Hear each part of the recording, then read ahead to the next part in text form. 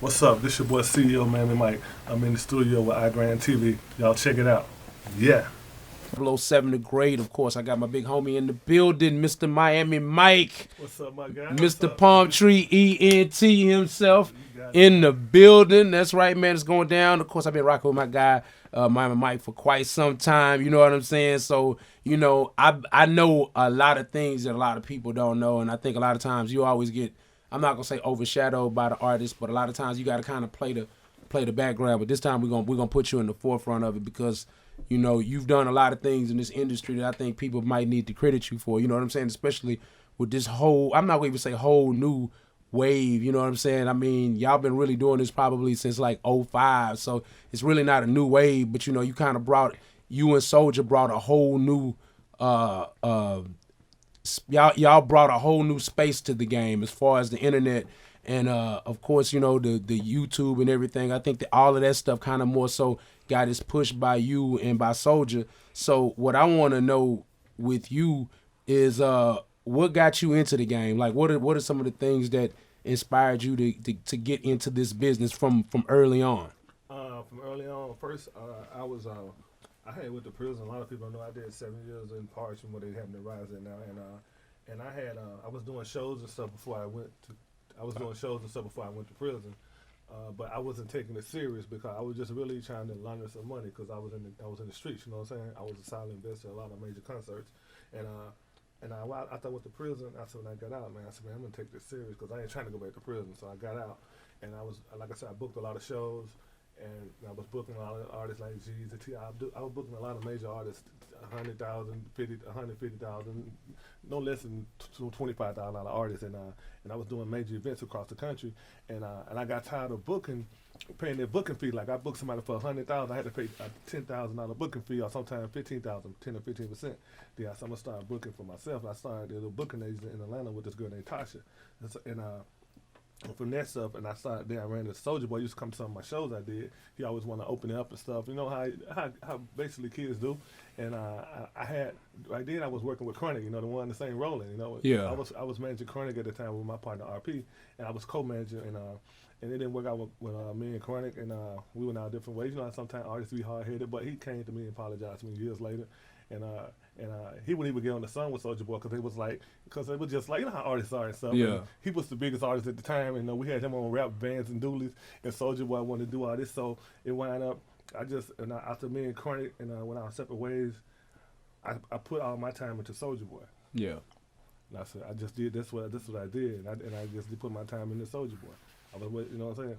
So I want to know a little bit more about your jail stint. You know what I'm saying? Yeah. Like what put you in that space? That's what I want. I want to know a little bit more of, how that affected what we see today. You know what I'm saying? Like what put you in that space to go to jail?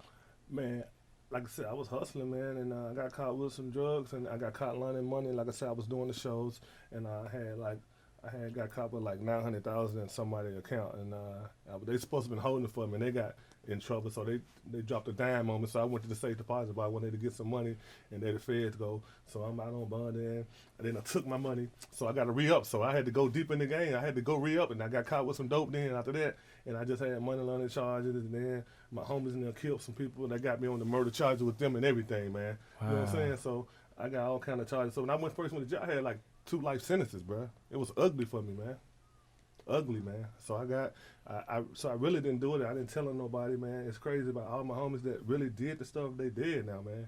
And I didn't tell nobody.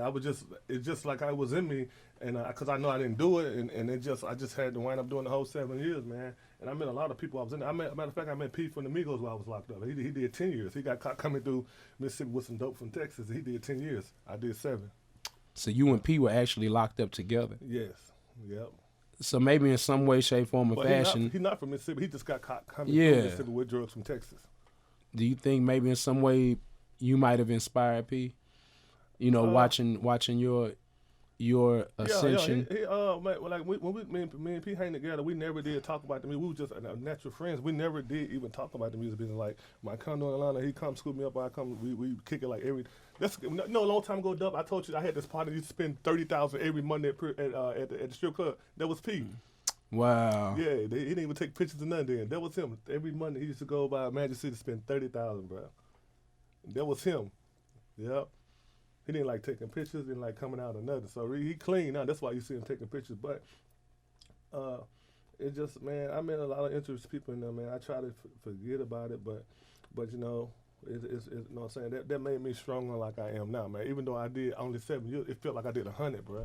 Yeah. You know what I'm saying? I never been locked up a day in my life. I never did no time. I'm not used to people telling me where to go, what to do. You know what I'm saying? What time I got to be locked up, go to sleep. So like my first year, you know, by me having the murder charges on me, I couldn't go to population. I supposed to went to a cell, like I had a drug charge. But even though I was convicted of a murder charge in Mississippi prison, you innocent until proven guilty until proven innocent. So they wouldn't let me go to a satellite because you don't be locked down as much and you can escape. So they said I couldn't go to satellite till I got the murder charge out, man. You know what I'm saying? It was ugly for me, man. So it's like, man, it's like my life was over. But you know, sometimes I was just praying, man, and I came through it, man. It was ugly, man. I had 6 cell charges, bro. I had possession, and I got caught with money. Then I got attempted murder, and I had a murder charge, and I had a aggravated assault on a federal agent. Because when the guy got killed, a federal agent was in the club. He got shot with a straight bullet. Yeah, man. I had left for any of this stuff happen, bro. Yeah. Wow, man, that sounds like a real live Man, movie. What, bruh? Man, I swear to God, man, that's the worst time of my life being locked up in Mississippi prison. A lot of people don't understand that riots going on down there, man. It's really like that. Yeah, so all the stuff that's going on right now, you can say that's relative to back. I saw people get killed and everything, bro. It's like the prison, man. I'm serious, man. The worst prison to go to in the United States is. Everybody know about San Quentin. Then it's Rikers Island in New York. Then you got Angola. You got Parchment. And those are the worst prison you can go to, bro. I'm talking about they treat you like a dog, bro. I'm talking about like, dog. One day I had a piece of meat in my food. I mean, a piece of I had a worm in my food. Cause we go out. I told the officer, don't let nobody know you got no extra meat. That's what the man told me, bro. I never will forget that. Don't let nobody know I got extra meat. I'm gonna get in trouble. He said, be quiet. They don't care, bro. Had a worm in my food, bro. Cause you know down there they go on your own vegetables and stuff down there. And they have like horses like with guards on with pistols, not with rifles on horses, and you got to be out there from 6 in the morning when you first get there to like 6 in the evening. You got to be like not chopping cotton, but you know they got greens, all this stuff, vegetables like carrots and stuff. You grow them yourself out there in Parchment. That's part of your punishment. Wow. Yeah, man. They had me out there doing that, man. I said, bro, if I ever get out here, I wish I would have just had a job at McDonald's, bro. But you know, sometimes you leave the horse to water, you can't make a drink. And people tell me, man, you're gonna go to prison and do this. I heard they got it coming, but I ain't want to hear that though, man. Sometimes you think you're smarter than everybody, you know everything, but nigga ain't trying to hear none of that shit. You know what I'm saying?